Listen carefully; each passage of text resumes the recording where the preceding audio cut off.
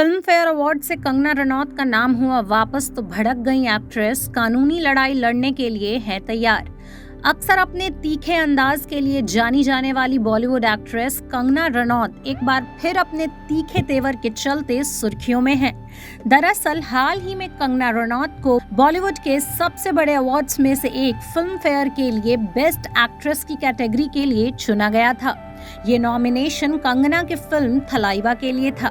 हालांकि इससे कंगना नाराज हो गईं और उन्होंने फिल्म फेयर के लिए नॉमिनेट होने पर अपना गुस्सा निकालने के लिए अपने इंस्टाग्राम हैंडल का सहारा लिया, जिसके बाद फिल्म फेयर वालों ने लंबा स्टेटमेंट जारी कर कंगना का नॉमिनेशन वापस ले लिया है।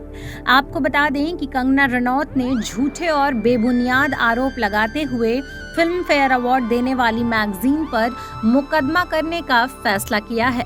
एक्ट्रेस ने अपने इंस्टाग्राम स्टोरी पर पोस्ट शेयर करते हुए लिखा है कि मैंने साल 2014 से फिल्म फेयर को बैन कर दिया है। ये भ्रष्ट और अनैतिक अवार्ड है, इसीलिए मैं इसका हिस्सा नहीं बनूंगी। मुझे फिल्म फेयर की तरफ से कई फोन आ रहे हैं क्योंकि फिल्म फेयर वाले मुझे फिल्म थलाइवा के लिए अवार्ड देना चाहते हैं।